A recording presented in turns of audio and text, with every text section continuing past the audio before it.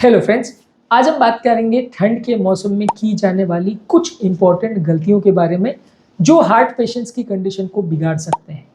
ठंड का मौसम वैसे भी हार्ट पेशेंट्स के लिए थोड़ा ज़्यादा डेंजरस होता है क्योंकि बीपी, शुगर, कोलेस्ट्रॉल का कंट्रोल थोड़ा ज़्यादा खराब होता है। ऐसे टाइम पे हार्ट अटैक और लकवे का चांस भी थोड़ा ज़्यादा होता है।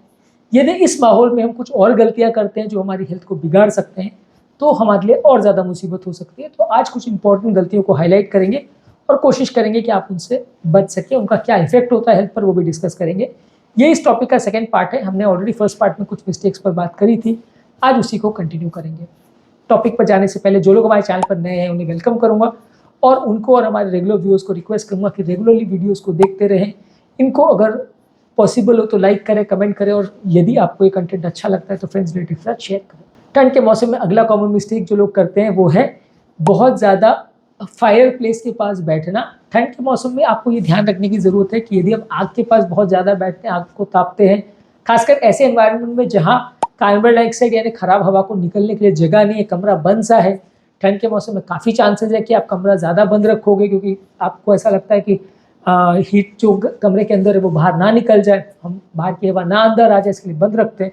उसकी वजह से जहाँ चिमनीज वगैरह का प्रॉपर सिस्टम नहीं होता है वहाँ पे ये धुएं की वजह से कार्बन मोनोऑक्साइड बन सकता है। इनफैक्ट ये कार्बन डाइऑक्साइड भी काफ़ी आपकी श्वास की नलियों में जा सकता है जो आपकी हेल्थ को बिगाड़ सकता है। इनकी वजह से अस्थमा बढ़ सकता है, निमोनिया बढ़ सकता है, कार्डियोवास्कुलर प्रॉब्लम बढ़ सकता है, हार्ट अटैक्स का चांस भी बढ़ सकता है। तो ठंड के मौसम में आग तापना ठीक एक ट्रेंड है, काफ़ी लोग करते हैं, तो के लिए प्रोटेक्टिव भी है जहाँ बहुत ज़्यादा ठंड पड़ती है, पर सावधानी पूर्वक करें या ब्लोअर्स या हीटर्स ऐसी चीज़ों का प्रयोग कर सकते हैं जो कंपेरेटिवली थोड़ी सेफर है धुएं के मामले में। हालांकि इन सब में भी थोड़ा इंफ्रारेड रेडिएशंस और हीट वेव्स वगैरह निकलती है जो कि बहुत हेल्दी चीज़ नहीं है, तो थोड़ा सा सावधानी रखेंगे तो ज़्यादा अच्छा है। इसके अलावा आप कोशिश कीजिए बॉडी को हाइड्रेशन मेंटेन करने की। ठंड के टाइम आपको प्यास कंपेरेटिवली कम लगती है तो इसलिए आपकी पानी पीने की इच्छा नहीं होती है। ये सब चक्करों में कई बार आपका शरीर डिहाइड्रेटेड हो जाता है और फिर उसके वजह से आपको हेल्थ रिलेटेड प्रॉब्लम्स होती है। तो आपको ठंड के टाइम पे कोशिश ये करनी है कि आपको प्यास ना भी लगे तो भी आप थोड़ा पानी पीते रहिए। नॉर्मल 2 से 3 लीटर जो पानी पीने की दिन भर में आवश्यकता है उसे पूरा करते रहिए, नहीं तो हेल्थ रिलेटेड प्रॉब्लम्स होने का चांस बढ़ेगा। इसके अलावा ठंड के टाइम अगला कॉमन मिस्टेक जो लोग करते हैं कि उनको लगता है वैक्सीनेशन वगैरह तो बच्चों के लिए होता है, हमारे लिए इसका कोई सेंस नहीं है। हार्ट पेशेंट्स को देखा गया है कि ठंड के टाइम पे उनको हार्ट अटैक्स होने का, लकवे होने का चांस ज़्यादा रहता है जब बॉडी में कोई इन्फेक्शन आ जाता है तब।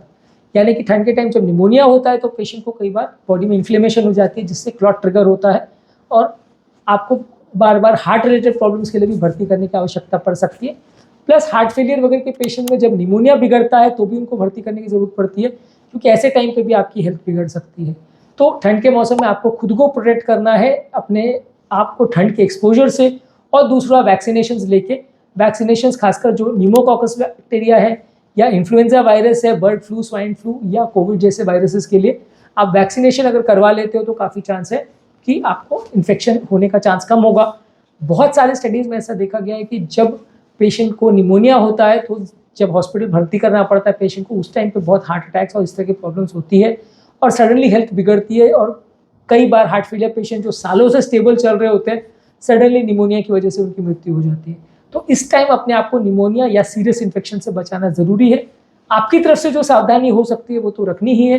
अगर वैक्सीनेशन पॉसिबल है और ज़रूरत है तो आपके डॉक्टर के साथ डिस्कस करके उनको ज़रूर लें, इनसे काफ़ी फ़ायदा होता है। और इंटरनेशनल गाइडलाइंस भी ये रेगुलरली कहती हैं कि ठंड के टाइम ज़्यादातर लोगों को वैक्सीनेशन हर साल में जो रिपीट होनी चाहिए वो करा लेनी चाहिए। इसके अलावा आप ठंड के टाइम जो एक्सरसाइजेज वगैरह करते हो उसमें आप वार्मिंग अप एक्सरसाइज को कई बार इग्नोर कर देते हो। ठंड के टाइम लोग बहुत ज़्यादा वेट ट्रेनिंग और ये सब तो करते हैं लेकिन वार्मिंग अप और कूल डाउन जो एक्सरसाइज के टाइम होता है उसको इग्नोर करते हैं क्योंकि ये सारी चीज़ों में क्या है, जो स्ट्रेचिंग वेचिंग होता है वो करने में आपको थोड़ा आलस आता है। इस वजह से कई बार क्या है बॉडी में थोड़ा स्टिफनेस ज़्यादा रहती है और जब आप ऐसे स्टिफ मसल्स के साथ या जॉइंट्स के साथ अगर एक्सरसाइज करते हैं तो डैमेज या इंजरी होने का चांस और कई हफ्तों तक पेन होने का चांस ज़्यादा रहता है। तो एक्सरसाइज करते समय आप थोड़ा ध्यान रखिए कि आप प्रॉपर वार्मिंग अप और कूल डाउन करें ताकि आपकी मसल्स थोड़ा खिंचाव उसमें बहुत ज़्यादा ना हो, डैमेज ज़्यादा ना हो और आपकी मसल सोर नहीं हो जाए, इंजरी नहीं हो जाए, आप रेगुलरली एक्सरसाइज कर पाएँ और उसको प्रॉपर वे में बिना इंजरी के कर पाएँ। इसके अलावा कई बार जहाँ बर्फ़ अगर पड़ती है वहाँ कई बार लोग आउटडोर एक्टिविटीज़ में ये बर्फ़ को हटाना का या बर्फ़ को उठा के बाहर फेंकने का, जिसको शवलिंग बोलते हैं, ये सारी चीज़ें बहुत करते हैं।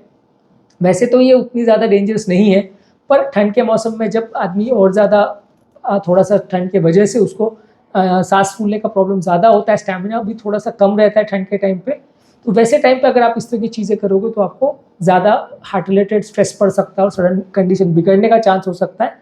इस तरह की चीज़ों को आप थोड़ा सा करें भी तो थोड़ा सावधानी पूर्वक करें, बहुत ओवरवर्क खुद ना करें। कई बार लोगों को ऐसा लगता है कि मैं तो बहुत हेल्दी, मैं सारी चीज़ें कर लूँगा, सारा बर्फ़ एक ही दिन में हटा दूँगा। वो सारी चीज़ों को थोड़ा सावधानी पूर्वक करें तो अच्छा है। गर्म देशों में या इंडिया जैसे ट्रॉपिकल कंट्रीज़ में ये उतना बड़ा इशू नहीं है, क्योंकि यहाँ इतनी बर्फ़ नहीं पड़ती, सिवाय जो हिल स्टेशन है या पहाड़ है उनके अलावा। पर अदरवाइज़ भी अगर कोई टेम्परेट क्लाइमेट में रह रहा है और हार्ट पेशेंट है तो उसको इस सब चीज़ों का ध्यान देने की ज़रूरत है। इसके अलावा ठंड के मौसम में आपको ज़रूरी है कि रेगुलर डॉक्टर के साथ चेकअप करें और उनके फॉलो मेंटेन करें, जो भी इंस्ट्रक्शंस उनके हैं उनको प्रॉपर मेंटेन करें।